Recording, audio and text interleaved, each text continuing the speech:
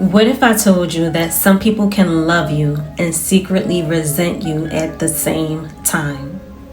Psychology explains it, spirituality warns us about it. But once you see the signs, you'll never be able to look at certain relationships the same way again. This is a painful truth that most people discover too late. Not everyone who's clapping for you is rooting for you. Some people are inspired by your growth, while others are threatened by it, triggered by it. Welcome to the Spiritual Awakening with Shaneyah Love Show. Here we discuss spirituality, spiritual awakening, spiritual awareness, self-mastery, healing, growth, mindset, psychology, all the things. Today, I want to discuss a difficult truth that some people may not be ready to hear. Not everyone who loves you celebrates you.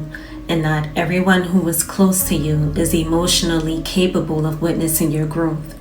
And this doesn't make them evil. This doesn't make them bad people.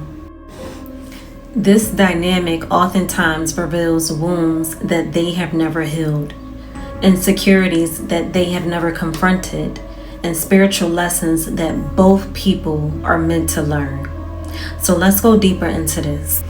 Psychologically speaking, people compare themselves to others, especially those who are closest to them, because family members, siblings, cousins, spouses, and close friends become a subconscious measuring stick. Your success becomes a mirror. Your confidence becomes a mirror. Your healing becomes a mirror. And mirrors can be uncomfortable, especially when someone sees you overcoming obstacles that they have yet to conquer. This may show up as envy, shame, resentment, inadequacy, or comparison, not because of who you are, but because of what your growth reminds them about themselves. So now I'm going to share 5 signs that someone has a secret rivalry with you. Sign number 1, they minimize your accomplishments. Every accomplishment becomes, you just got lucky. That's not a big deal. Anyone could do that. Psychologically, minimizing another person's efforts, minimizing another person's success is the ego's way of protecting itself from feeling inferior. Sign number 2, they disappear during your victories. You can't see them. Where they go? Notice who celebrates you.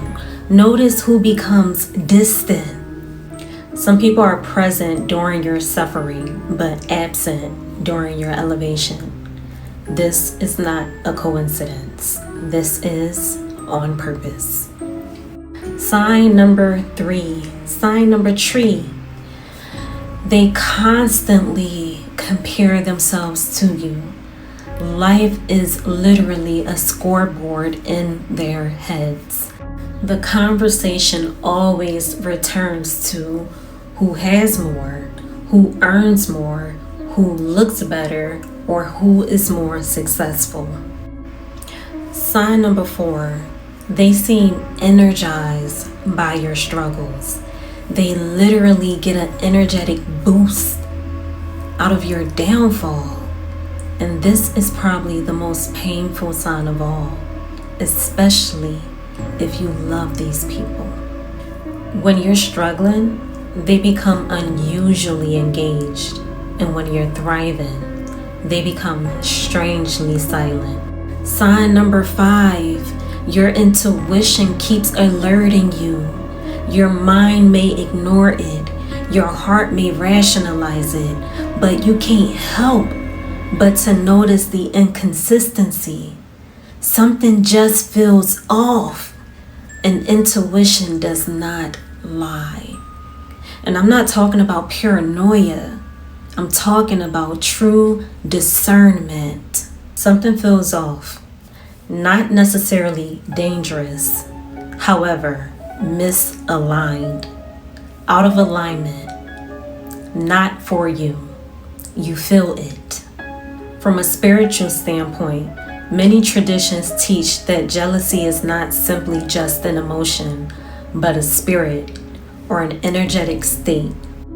A person trapped in chronic comparison begins viewing life from scarcity. They subconsciously believe that if you win, I lose. But abundance doesn't work that way. Your blessing doesn't steal theirs. Your success doesn't diminish their potential. Your healing doesn't prevent them from healing. Yet, wounded people often interpret another person's growth as evidence of their own lack. This is why discernment is so important. Discernment is not paranoia. Discernment is not fear-mongering. Discernment is awareness. It allows you to recognize unhealthy patterns without becoming consumed by fear. Okay, so now you've seen the truth and you can't unsee it. So how do you respond to truth without becoming bitter? How do you respond to the rivalry without becoming angry? You don't. You act as if it doesn't exist because it doesn't. Okay, so seriously, how do you respond to the rivalry without becoming angry? Many people respond by becoming angry, but anger only creates another wound. Instead, you observe, you accept, and you adjust. You don't need revenge, you don't need clarity. You already saw all there is to see. Now it's time to impose boundaries. Not everyone deserves front row access to your evolution. You can love people from a healthy distance. You can pray for people while still maintaining boundaries. You can wish people well without giving them unlimited access to your energy. You can wish people well without giving them any access to your energy. Healthy boundaries are not punishment. They are wisdom. One of the hardest lessons in life is realizing that some of the people that you love are secretly competing with you, that they have secret resentment towards you. But here is the deeper truth. Their rivalry is not your responsibility. Their insecurity is not your identity. Their projection is not your reality. Continue growing, healing, and becoming the person that you are meant to be. The people who are genuinely meant for your journey will never be threatened by your light. They'll be inspired by it, and there is a profound difference between the two.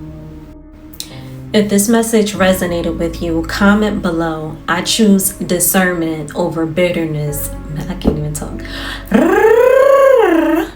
I choose discernment over bitterness any day. Can you relate to this message? Do you have a story to tell? Please share it in the comments. It may help someone. And if this message helped you to gain more clarity, more insight, more awareness, if it made you feel seen, heard, understood, please feel free to like, comment, share, and subscribe. Thank you.